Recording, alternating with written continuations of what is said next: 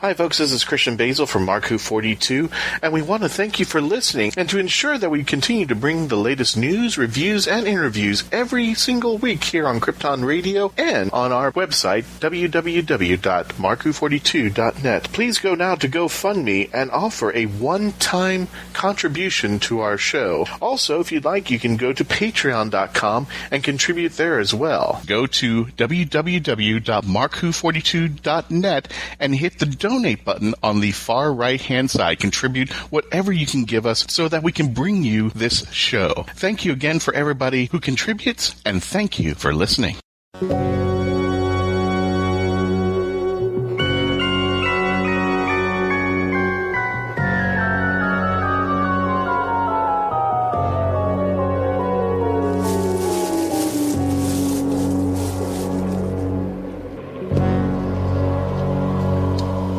The end. But the moment has been prepared for.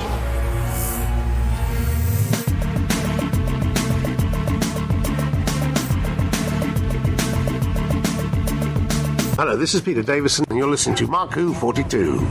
Mark-Who42. Welcome to Mark-Who42. That's right, Mark-Who42, the premier Doctor Who radio show here on Krypton Radio.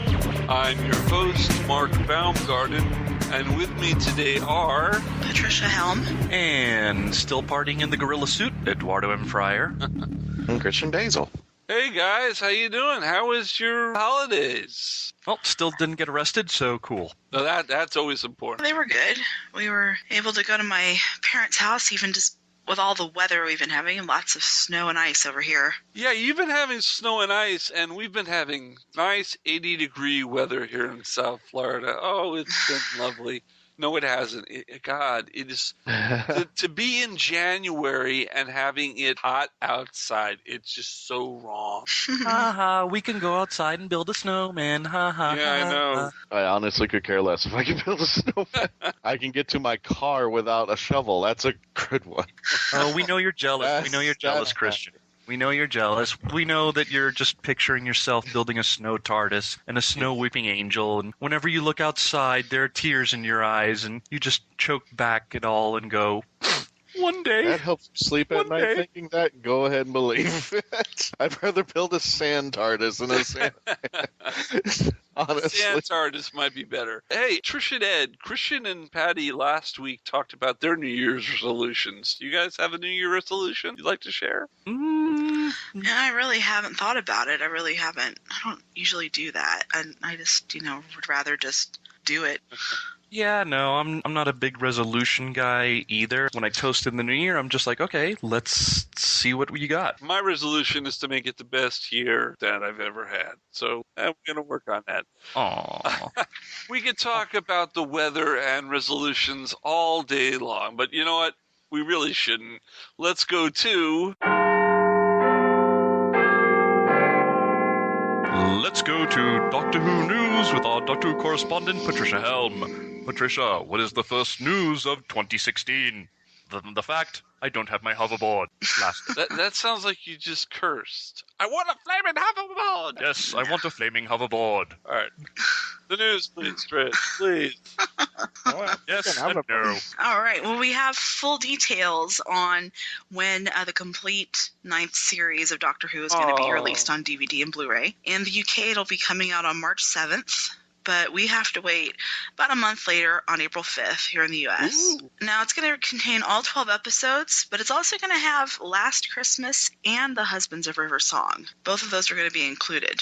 And all the Doctor Who extras are going to be on there. There's going to be 5 documentaries of the making of the series. There's going to be the prequel, The Doctor's Meditation. There's going to be all the trailers, the prologue, the deleted scenes, and also the 2015 San Diego Comic-Con panel is going to be on there, and the interview that Will Wheaton did with Peter-Capaldi and Jenna-Coleman. All that's going to be on there. Will Wheaton.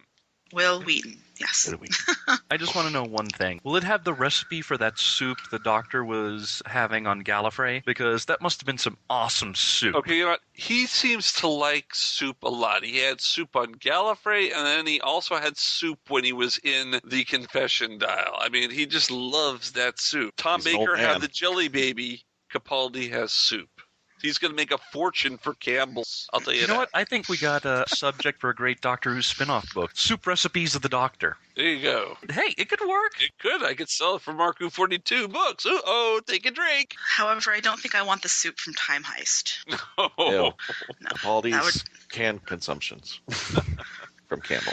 From Campbell. Now, if you don't want to wait until March or April for the Husbands of River Song, that actually will be released on its own on January 22nd in the UK and February 23rd here in the US. Oh, okay. That'll have one of the Doctor Who extras for that one, and then also something called The Adventures of River Song. So if you can't wait till then, you can get it then. Now, the Husbands of River Song, the overnight ratings for that was a little bit higher than the series finale. It came in at 5.7 million overnight. They have yet to release the final tallies for that. Yeah, so that sounds a little low compared to the other Christmas episodes. It is a bit low compared to the other Christmas episodes, though. But when you add the iPlayer and all that stuff, it'll probably go up.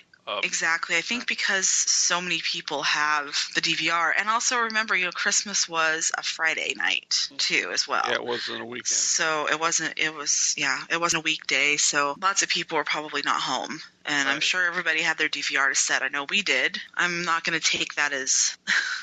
Yeah, I'm sure. I don't take it as a failure. I think. Well, we'll talk about Husband of River Song a little later in the program when we do the review. Yeah, I think it was a smashing success, to be honest. Yeah. And you remember those rumors going around that were saying that, Peter Capaldi was getting tired and that he was only going to do like 6 episodes of Doctor Who next year, some kind of like that. Yeah. Well, he said that that's total crap. Don't listen to that. Was that the word he used, total crap? Well, I don't know, but that's what I'm saying. Or was he a Malcolm Tucker on that one? I don't know. If he was, I couldn't say what he said. That's true. We don't have an explicit rating, yeah. But he said that he would happily make more episodes of Doctor Who each year if they would let him. He said he would do 20 episodes if they would let me. He said he would do Doctor Who all year round if he could, quite happily. I never understood why that article even came out, unless there's Capaldi haters, which I'm not too fond of right now. Because he's a great guy. Apparently, when we see him in interviews and such, and what he does for kids, and what he, the Doctor Who experience where he came out in character and he told the story to the kids in character. It's almost like if we were told, hey, Mark Who 42, you have the ultimate radio TV gig, and then the next week we come out, oh, there's just too much work. We couldn't do it. I mean, it just like, it doesn't make sense. He's gotten the ultimate gig that he's always wanted throughout his lifetime, and now he's too tired to do it. I would be... Well, yeah, and he said, I've only done like 26 episodes. He said, I've only done 26. Let me do more. Right. Yeah, no, it doesn't matter. It doesn't matter what you do, especially in this day and age. You're always going to have haters, I think some of the voices that were complaining when Capaldi first got hired probably been silenced, but you probably still have those that are just like, I'm not liking Capaldi. He's too grumpy. He's too this. He's too that. Well, as Patty put it, I mean, once you start having the haters, you've made it. Yeah, exactly. Whatever you do in life, if you start having a hater, you have succeeded. So I totally believe that. Oh, right. Now, Stephen Moffat, he has said that he has teased about 2 new brilliant writers that they're considering for the next series, and they have never worked on Doctor Who. And he said that he's not going to reveal their names. He says, if I told you their names, your brain would explode. Peter Jackson? Peter Jackson. Has he not hinted that he's interested? Please don't say Michael Bay. Please don't say Michael Bay. Michael Bay is the second. How'd you know? The most explosive Doctor Who episode ever. Doctor Who Revenge. How did I know, Mark? Because I felt a disturbance in the force. As if millions of Doctor Who fans screamed out in terror and were then silenced by explosions and half-clad women. Oh, no. Just a headache. Right. But they're saying that filming for the new series will not begin until a few months after January. January is usually when they start, so I'm guessing that this is going to push back the premiere date. Yeah. So I don't think we're going to be getting Doctor Who in August or September this next year. Here's a thought that occurred to me. What if we end up having a return to what we had for season 7, where it's a chunk of episodes in the fall, the Christmas special, and then it comes back late winter, spring? Do you think we're heading back to that? I hope not. I would rather them push it all the way back and have like the Christmas episode be like the first episode. Right. And then start the next week, like, New Year's, and then just go run through whatever, the first couple months of... You mean a year without Doctor Who? You want us to be like Sherlock's got 2 years, but... Yeah. Meanwhile, yes, Sherlock was just on, it's in the theaters and stuff. Wow. Yeah, it's still on my DVR, the tapes. Yeah, I haven't seen it yet either. Yeah, I think that was actually on our viewing list for this weekend, Trish. Yeah, it was. Yeah, I would rather have a continuous season of Doctor Who instead of having a few episodes. Right. Then a Christmas special, then having to wait 3 months to watch the rest. I don't know. For some reason, I just hate that. I'd like 26, 25-minute episodes with cliffhangers between maybe every 4 episodes, a story. Yeah, I'd like it to go back to classic spacing. It won't. It won't. But I like it. I'd like to have... It's almost like we were waiting for you to say something, and it just went, no, it's not. No. Half a year at Doctor Who, and half a year off with repeats. It's like a karate move. You see the arm move, and like, is something else supposed to happen? No, that was it. No, that was it. No that more. Was it. What marks an aging animatronic at Disney? Just the arm moves. Maybe the head kind of tilts a little bit, and you're like, wow, okay, that needs work. Yeah, he's part of the Hall of Vice Presidents, so... Oh, ow! No, I'm Johnny Depp in Pirates of the Caribbean, all right. Which one is he next to, Spiro Agnew or Dan Quayle? You don't want to be a Quayle next to Cheney. But anyway... Stop. Yeah, let's take that out. Ow! We'll leave that in, but stop it. Ow. Hey, I'm a conservative, and I even said that. Come on. Yeah, give me props here. Well, Christian had to take the shot. Take the bloody shot. Take this out. Shall we go on to the birthdays? Yes. Yeah. I think it's fire away, Trish. Before we all have another birthday, let's go to the birthday. All right.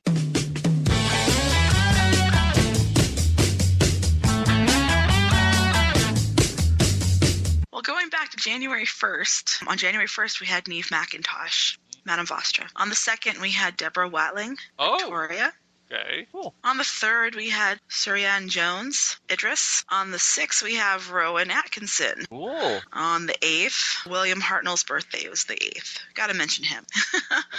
And then on the 11th, we have Jason Connery. Wow. Our friend Jason Connery. Yes. Who hopefully won't get oyster shells thrown at him. Your birthday. Well, that's all the birthdays. That's all the birthdays? That's quite a bit. It is, but you know what? In December, we really didn't do very many birthdays. And well, there was a day in December where we celebrated the birth of Jesus Christ. I mean, No, well, his birthday was there. Celebrated, yeah, we did celebrate that. There was Walt Disney's birthday. Oh yeah, Walt Disney had a birthday. There you go. A historical figure I would love to have in Doctor Who. Who? Oh, Walt Disney. Walt Disney. I'm sorry. Walt and the Doctor. Come on.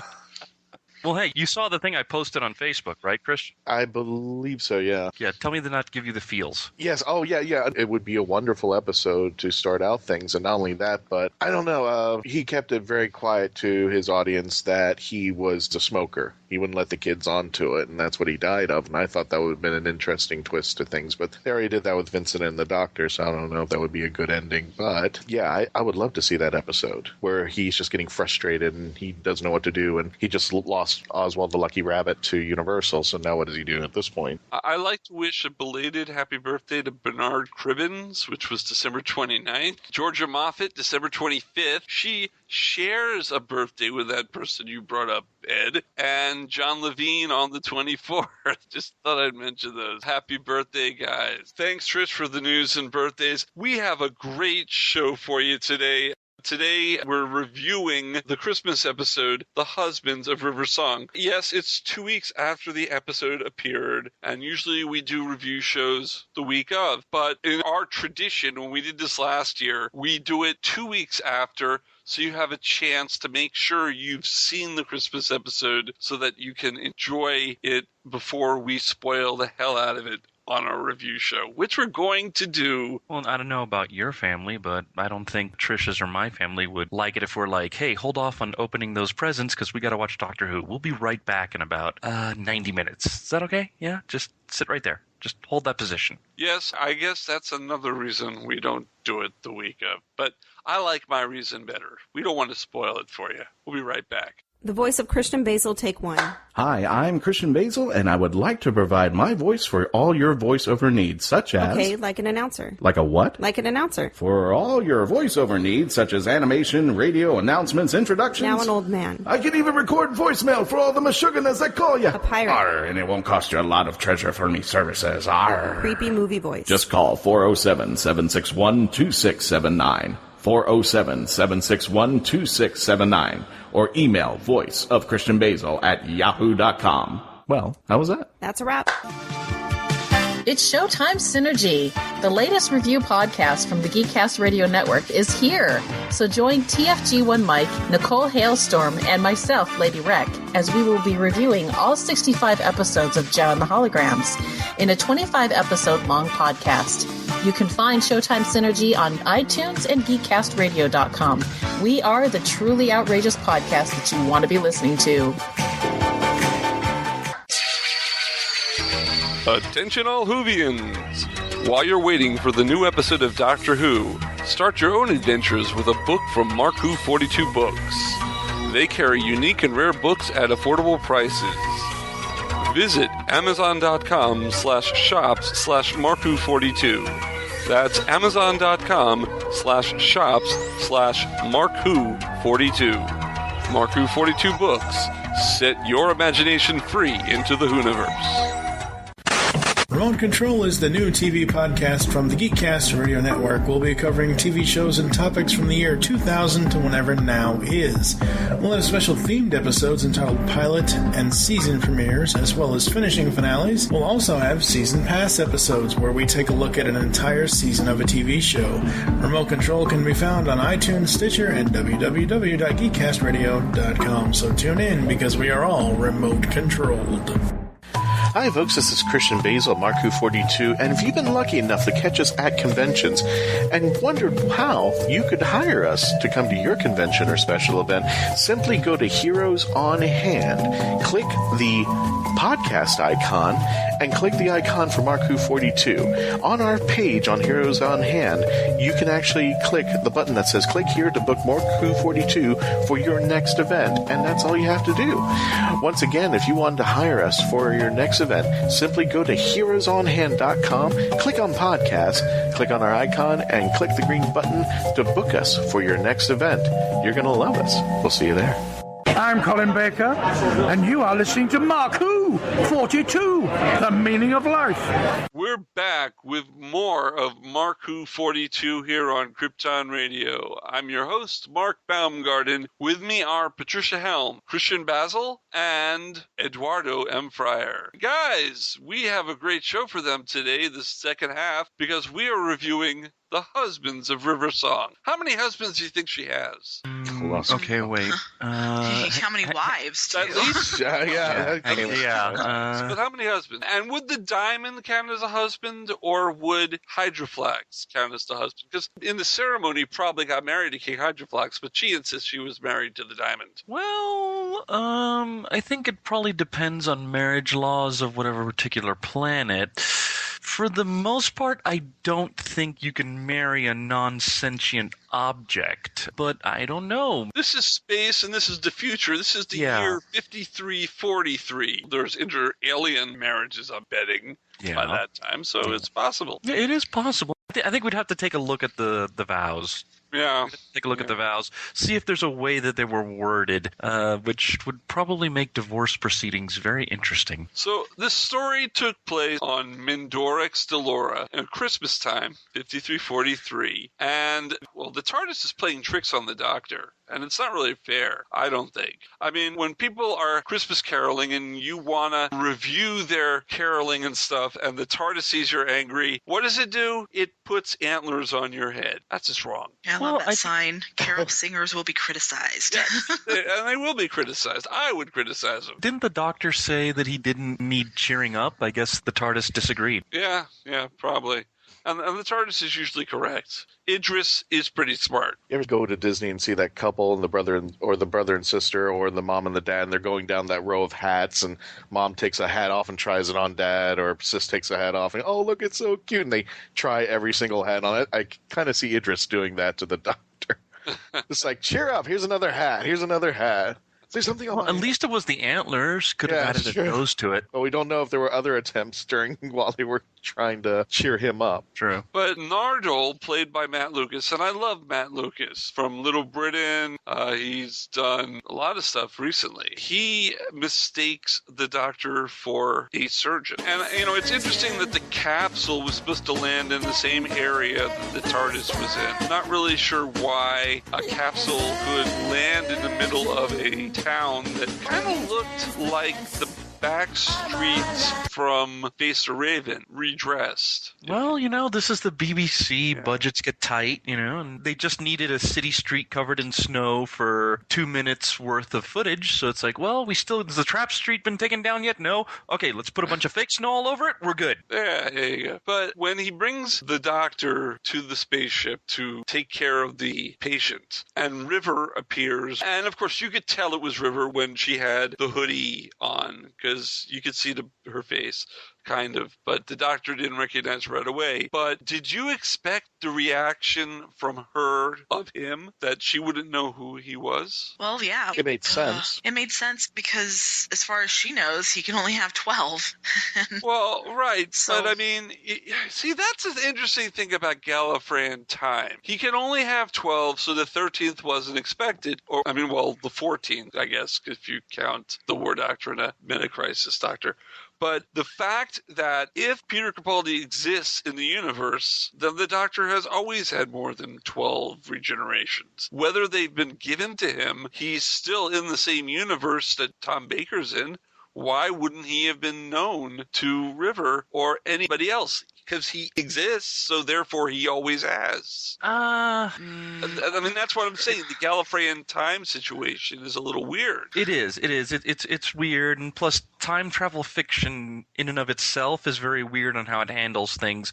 A lot of times, until an event actually happens, it's not existing yet. Right. So in other words, something has to happen in order for it to exist and apply. So as far as everybody's concerned, all Time Lords, regardless of whether you're the Doctor or not, have always had a 12 regeneration limit until that's broken. Okay. Which is what happened to create Capaldi. So as far as River's concerned, the Doctor just had 12, with Matt Smith being it. Okay, I can go with that. I accepted the explanation that she only saw that he had 12 lives and it was impossible for him to carry on more. But did anybody appreciate the explanation, which was what I call a Moffat minute, where he just comes up and says, a thing happened? And that was the acceptance. I love the line.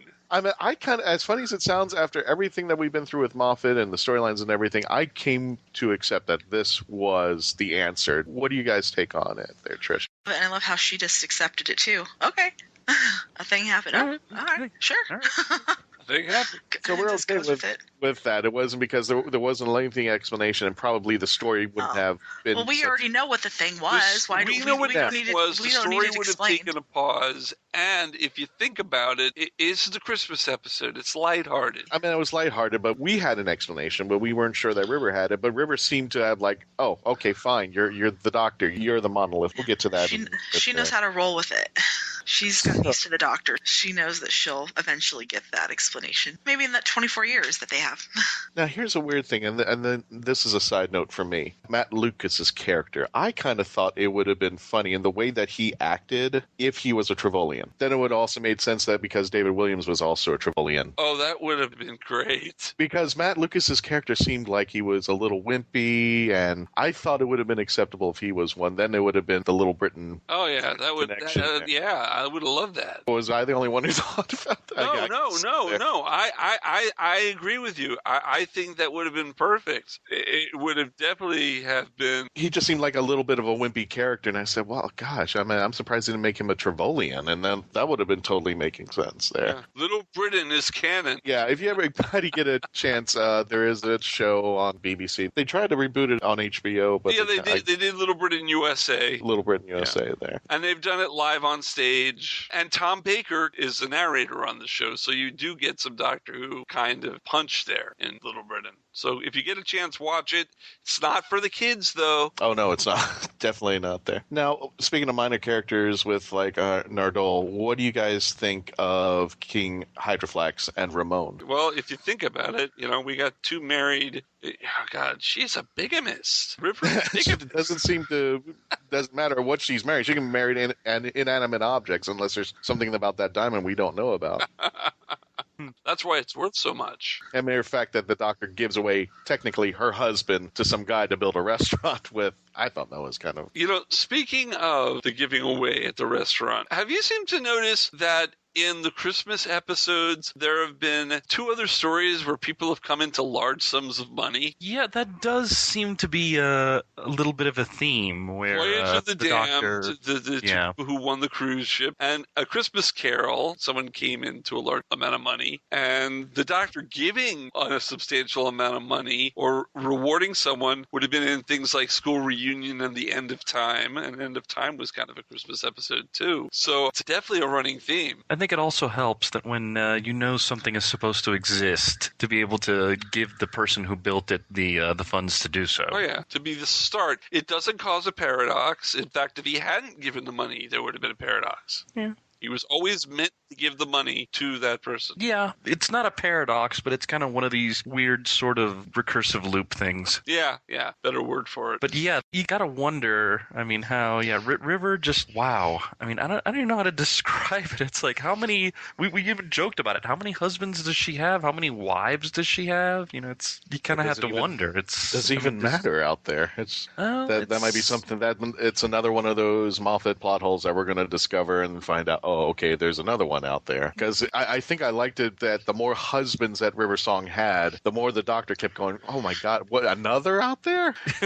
How many of these things you got? Yeah, no, that was really funny. And the fact that she mind-wiped poor Ramon in order to do it, it's like, wow, why do that to the poor guy? Now, does she actually love any of these people, or is it just a means to an end for her? Is it just her marrying them to get something? I think it's a means to an end because, in essence, she loves the Doctor. She says it. She loves the Doctor. She's always loved the Doctor. The other ones, I think, were for necessity. Would you treat someone you love because they annoy you, you take away their memory of being married, like she did to Ramon? No. Depends on what the use was. I think she's doing it when she uses people. She doesn't, she's always... The fact that the way she was created and she was kind of evil because she was meant to kill the Doctor, she doesn't seem to have a normal human conscience. And because she's not human. Or is she? Because she is the daughter of Amy and Rory, so she's kind of human, but could she be the hybrid? Oh, please don't.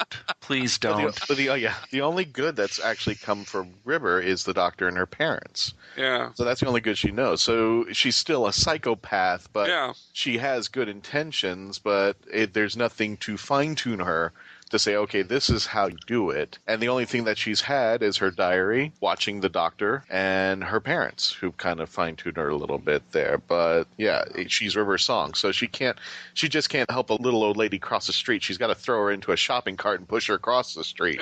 That's her mentality is, you're still doing good, but not necessarily for the good reasons and the means why you should do the good. Mark does bring up an interesting point when he said, is she human? River did mention she has an extended lifespan. She says not bad for 200, which kind of makes you wonder, had the thing that happened to her not happened to her, how long would she have lived? Well, she would have had more regenerations if the things had not happened to her, because she was conceived in the time vortex, and that did change her a little. And I thought she was supposed to be an engineered Time Lord from human cells. Wasn't that what they did back all those many seasons ago? No, I think she ended up becoming a Time Lord because she was conceived in the time vortex. Right, but just that. You don't think the church had nothing to do with it? No. All right. But yeah, I do have to wonder, had we not had the library, how long would she have lived? Would she be like the Doctor and have lasted 2,000 years, or? Well, we'll have to think about that. Was there anybody else getting driven crazy by the fact that she was not getting it that he was the doctor? I found it cute and adorable, and I thought the reveal was so wonderful. No, the reveal was awesome. It was, but at the same time, it was like, really? She's so smart and so clever that she's not getting it? Is it just because she's just totally locked in that the doctor can't be there? It can't be him? Well, I mean, if you go back to, Let's Kill Hitler, and she talks about the penny dropping, that no one knew that she was River, that she was Melody Pond, she was the one. It was kind of like a joke on her that it happened to her instead of the other way around. The penny finally dropped for her. She was getting hoisted by her own petard. Yes. Think about it this way. Yes, or Jean-Luc Petard. No, just... That's no. Okay.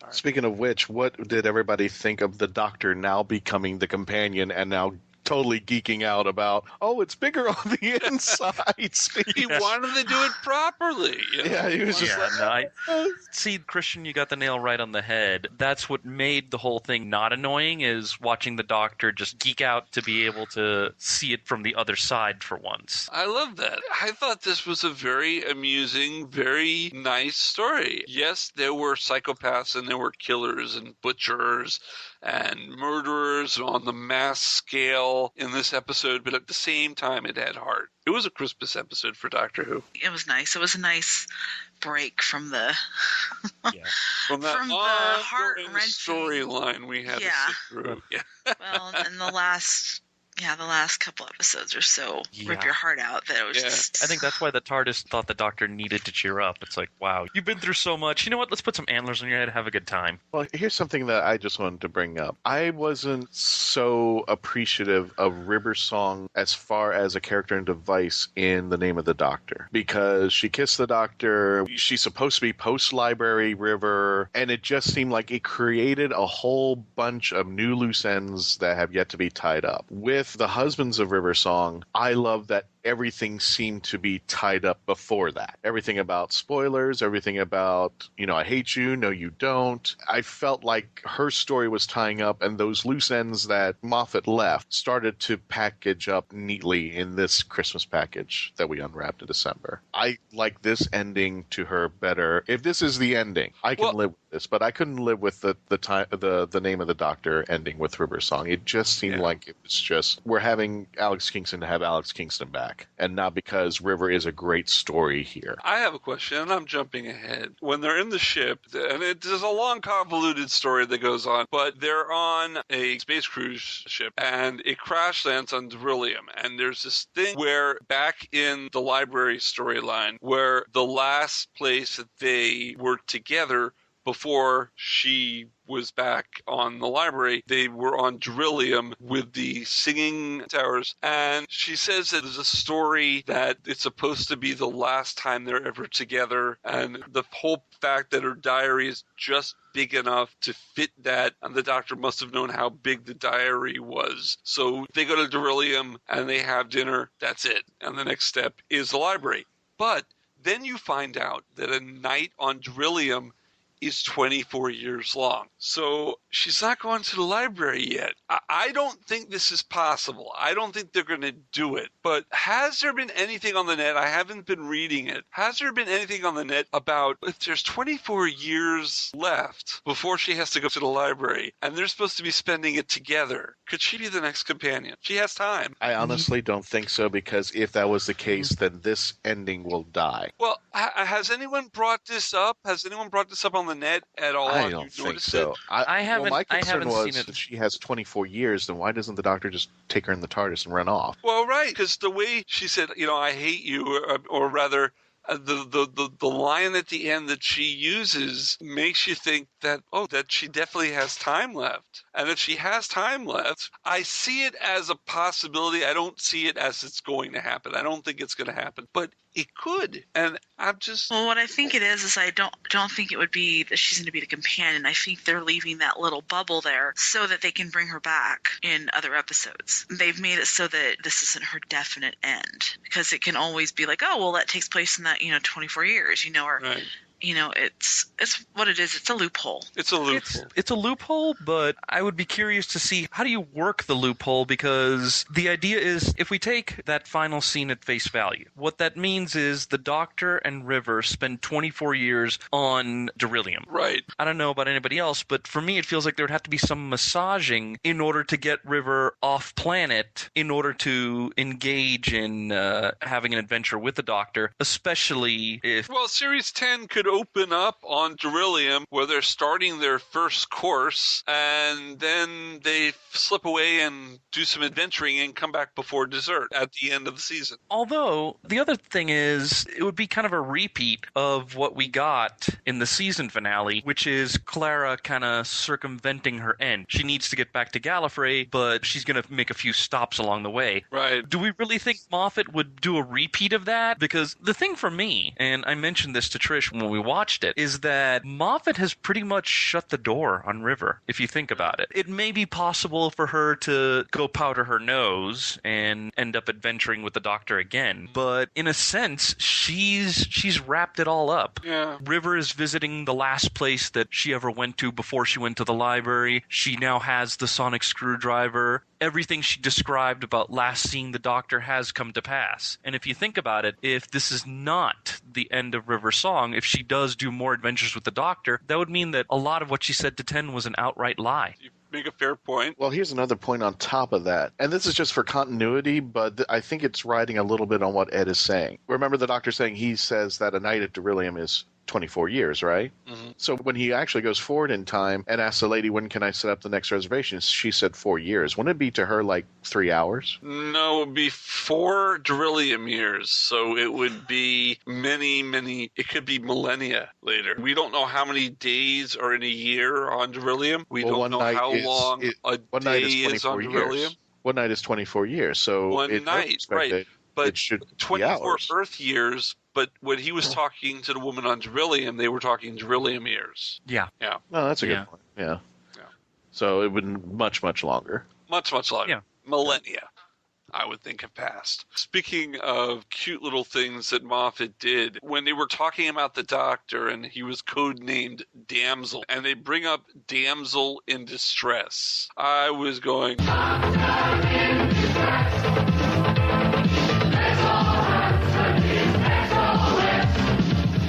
Oh my God! And you would be the only one that would think that. No, I've seen it on the net. People have. You are the only one. People on the net have brought up. Oh no, that means it's a hint that the show's being canceled, and we're gonna have to put out a new album for Christmas. No. I don't think the show is in danger of being canceled. It's not, no. But no, Damsel in Distress just brought that terrible song to my mind. Oh. It's a stretch. It's not happening. Well, and plus remember, this is the net. They can find meaning in everything. Yeah. Oh my God, Capaldi ate a bagel instead of a muffin today. What could that mean? He's trying to gain weight. But the internet stuff that I was reading were all jokes. I mean, they weren't serious about the Doctor in Distress, but I don't know. Or so they tell you. No, they really believed it. They're crazy. They're crazy fans. But you, the listeners of Mark Who 42, are definitely not crazy because you're listening to us, Mark Who 42, here on Krypton Radio. They're the good kind of crazy. Okay, good kind of crazy is good. Good kind of crazy is good. They're like that relative who shows up at the Christmas party that it's like, oh yeah, now it's a party. Woohoo. Goes over to the kids, does magic tricks, runs into one of the bedrooms, then comes out dressed as Santa Claus. That kind of crazy. The good kind of crazy. I think we're all skipped something since we kind of jumped to the ending, is that speech that River gave about how she felt about the Doctor, but how the Doctor didn't feel about River, and that interaction where she's just pouring her heart out. Before she knew it was him. Before she knew it was him, yeah. And his reaction, it's almost, tell me if I'm wrong, it almost like, I didn't know that. Oh. And I know he was trying to say, River, hey, River, before you do something crazy and tell them to start looking for people with two hearts, I just need to tell you something. And her reaction when she finally just accepted that he was the Doctor. hello, sweetie. That, I think a lot of people were, from what I was being told from friends who were watching, they said that that's when they started Niagara Falls on their face. Oh, it was a beautiful scene. Oh, yeah. Also, I think the doctor was probably shocked because it's like, he probably wouldn't have expected River to say something like that. That's the kind of thing he's thinking, why would you think that? Why would you think that of me? Well, I also think it's also that's what you think of me. And the fact that she, unlike, some other people who the human relationship where it's all about emotions, about communication, about how they feel about each other. And she's just spurting on about, listen, I've accepted this. I'm in love with him, but he's not in love with me, and I am okay with this because that's who he is, and I fell in love with who he is. And I know that if I fall in love with a monolith, or what did she say, a star or sun, and I thought that was a great analogy. You admire sun, but don't expect that sun to admire you back. That I thought was a great explanation about their relationship. And when she said that, now I got it. Now I got every episode that she was ever in, the way that she acted with him. He is the sun. He is the lonely god. Yeah. So how do you interact and fall in love with the lonely god? You can't. They're not going to fall in love back with you. But I think that really struck at both of his hearts. It's like, oh, that's how you felt about me. I thought this was just fun and games, but I didn't really. And that she also just accepted it. What do you think about that, Trish? No, it was a beautiful moment. And yeah, it does explain a lot. But I feel like the doctor was just kind of incredulous in a way at her profession. Just like, wow. I knew that she probably loved me, but I didn't realize it was to that extent, Right. And he truly hated bringing her to Beryllium. Yeah, he did. Yeah. Now, did anybody else know? I know some people, they didn't even realize, like when she said Beryllium and the Singing Towers, that there were some people that didn't remember that from the library episode. That was supposed to be their last night. But as soon as I heard that, I'm like, oh no. Yeah. Oh no. I know where we're going. Oh no. Oh no. Here come the tears. Oh no. Oh. Yeah. Did you actually cry? Did you cry? Yes, I did. Ed? Yeah. I got misty-eyed, definitely, especially at the end when they're actually he showed up towers. in the suit, and when she opened the box and it was the sonic screwdriver, I was like, no. But then I was happy when I found out that the night on Beryllium was 24 years. Yeah. I was like, oh, okay, good. At least they have some time together. Yeah. Well, I just found it weird because I don't want to say weird, but we're so used to human relationships that everybody is in love with each other. That's how it all works. And here's a relationship that she accepts. And in some cases, I see people like her that have a significant other, a companion, or somebody like that who says, listen, I just love them for who they are. And we try to embrace it as a human relationship that two people love each other. That's how it works. But I've seen relationships where one person loves the other, but not the other way around. But still, the relationship works out. What do you guys think about that? And the way that their love, being Time Lord to Time Lord, is not what we normally think of as human to human. And do you think the Doctor really loves River? I think the Doctor loves River. Yeah. I think he does. But I think he loved all his companions. But do you think in the same way that River loves him? I don't think he's capable, unfortunately. Well, he certainly gives it a try. I think also the fact that their lives ran in kind of the opposite direction kind of helps, because 11 and 12 went in knowing what was going to happen, knowing that she cared about him enough to sacrifice the way she did. And I would say that plays a huge part in it. Was there hanky-panky in the TARDIS that night? That 24-year night? Spoilers.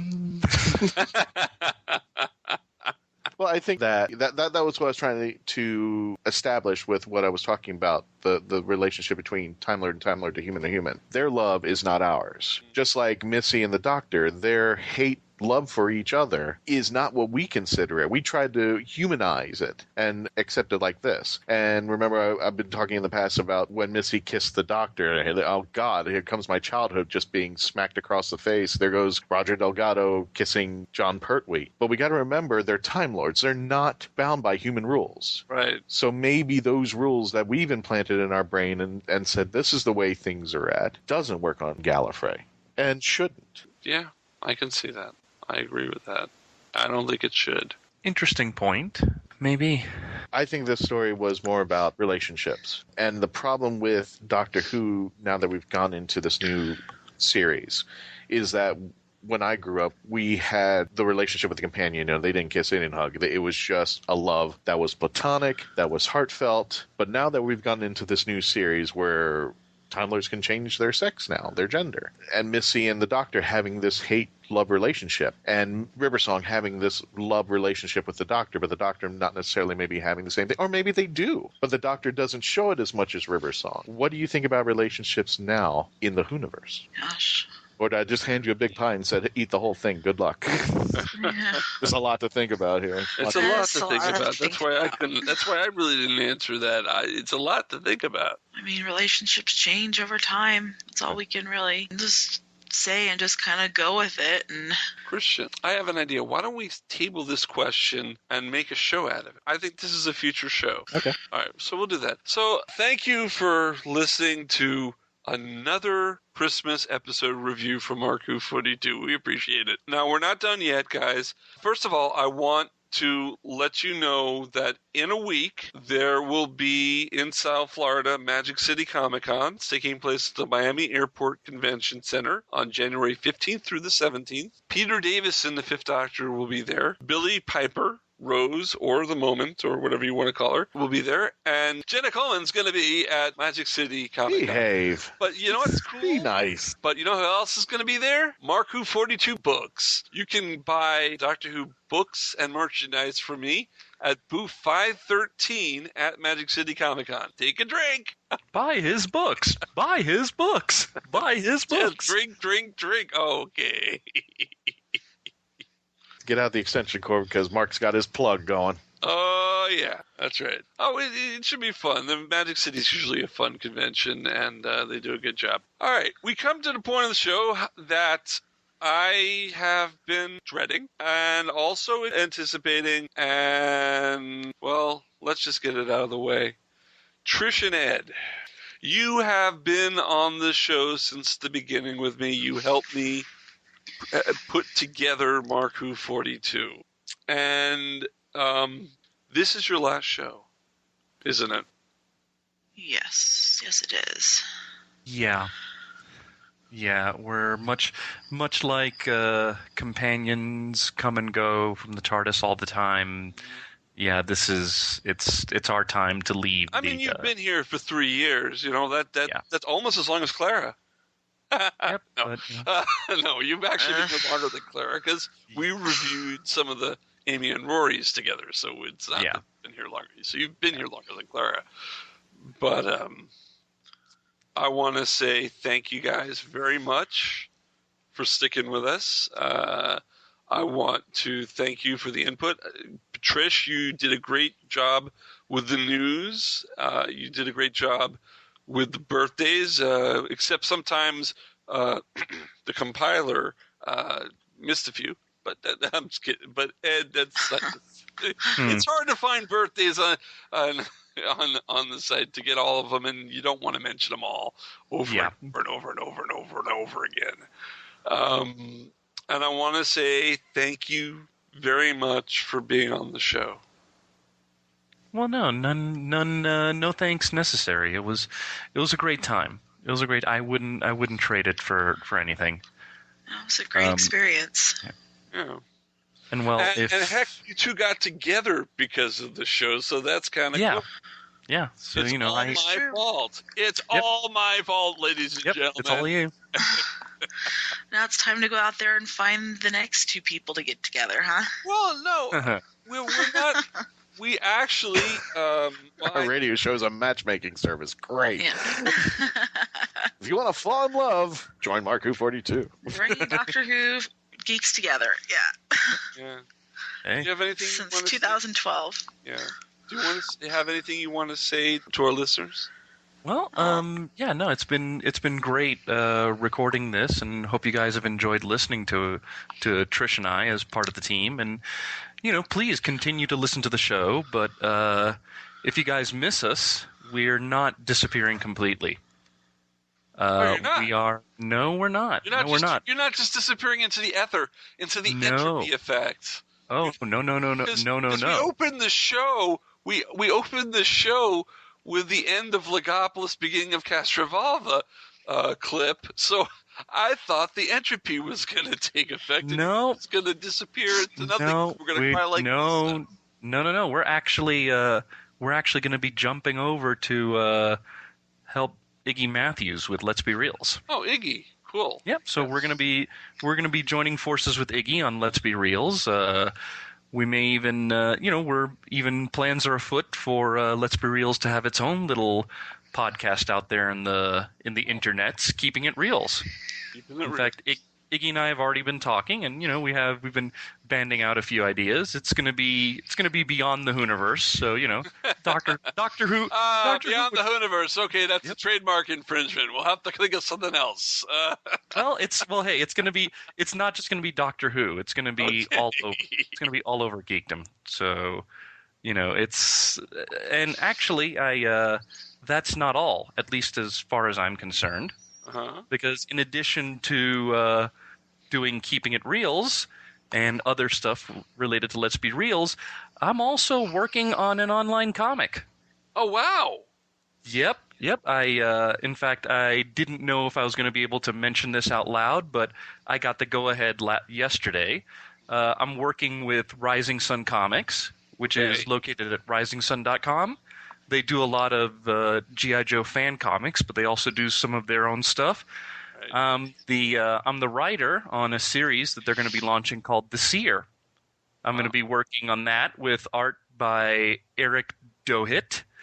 So, in fact, actually, over the Christmas break, I was working on the script for issue 2, which, so, I would say, keep an eye out for that. Just go to www.risingsun.com and also pay attention to my Facebook page. And hey, I just joined Twitter. Cool. That's good. So, look for me on Twitter. Yeah, look for me on Twitter at Twitter. See, this I thought I saw a putty tat. I did saw a putty tat. Yeah, I'm on Twitter under at White Balloon King. Okay. You still haven't explained White Balloon to me. I'm still waiting for that explanation. The White Balloon, that was something that was created with the Great Basin Geeks. Essentially, it's an expression of geekdom and how all great ideas in geekdom have started with a thought. And what is a thought? Balloon in a comic strip, White Balloon. That's good. I like that. So, exactly. So yeah, I'm White Balloon King. That's all one word, but take all the vowels out of White Balloon. All right. So I'm glad that Mark Who 42, that we are in part one of the reasons that you were able to advance yourself to this stage. I'm glad that this show was a learning experience. I hope you use it well. Christian, do you have any last words you want to say to them? No, I wish you guys the best on your future endeavors. I wish you the best there, Ed, with Let's Be Reals. I started with this team. I was the last member of the, I guess you can say, the classic team to join up. So it feels weird that we're kind of losing 2 members of the family. But I understand even Letterman had to leave NBC to do his own thing. Yeah. And, and I think entering 2016 will be an interesting year for both Let's Be Reals and Mark Who 42 as we work, as the 2 of them kind of work together to go forward and what our endeavors are. So I'm glad that. And heck, if you guys ever need someone to fill in or anything, you can always call on me if you like. You got it. You know what? Me too. I mean, if you ever need me to do like the old cast members of SNL do, and come back to visit every now and then, sure, no problem. All right. Thanks. I can do like Dan Aykroyd and show up every now and then. I just don't want to see your butt crack. That's all I say. Yeah. If you're going to be Dan Aykroyd, don't do the plumber. I actually want him to come back as Will Ferrell as Alex Trebek. I want to say something to the listeners. Just because we're losing Ed and Trish doesn't mean that it's just going to be me and Christian. We do have Patty Hawkins comes back next week, and we've already. I hate to say it, we got a replacement for you guys. I have to say it now because she has been keeping it a secret, and I know I read it in a post today. She is like waiting to tell the world that she is on our show. So I must say, Kayla Oscalillo, welcome to the Mark Who family, Mark Who 42 family. Did I get her name right, Christian? Kayla Escalillo. I got it. Kayla Escalilla. Yeah. I got it right. Oh, yeah. See, and it took me a while to get, like, Carrie Karenan's name. In fact, I never did when we interviewed her, if I remember correctly. But I got Kayla's name right, so that's good. There you go. All right, so thank you, Trish and Ed. And thank you out there for listening to Mark Who 42 here on Krypton Radio. Don't forget to check us out at Mark Who 42 on the Twitter feed. Go to our Facebook page, Mark Who 42. Go to listen to old episodes and get news of Doctor Who and some other science fiction at www.markwho42.net. We are on FloridaGeekScene.com. We're on Geekcast Radio Network. We are on platforms around the web for podcasts. So if you could just accidentally try a new podcast feed and find us there, and you should. And don't forget, Google it, Mark Who 42. You'll find a lot there. So until next time, this is Mark Baumgarten with Eduardo-m-Freyre, Patricia-Helm, both for the last time, but hopefully maybe they'll come back, and Christian-basel saying, Allons-y! What's happened? Change, my dear. And it seems not a moment too soon.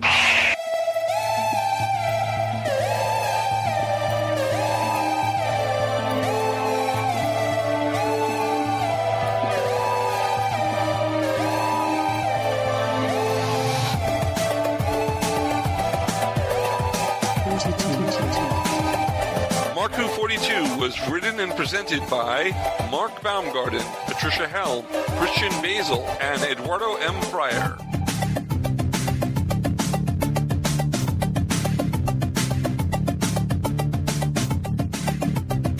This show was edited, produced, and directed by Mark Baumgarten.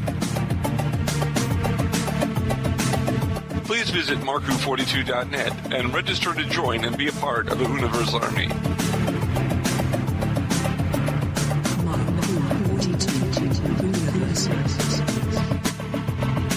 We can be contacted by email at mark@markwho42.net with the subject line ?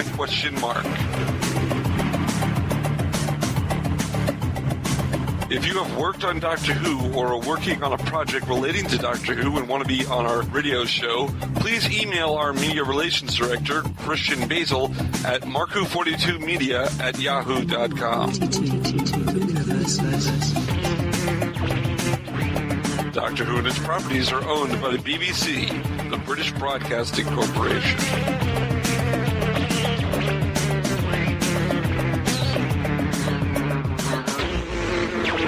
This show is owned and copyrighted by Mark Baumgarten 2015.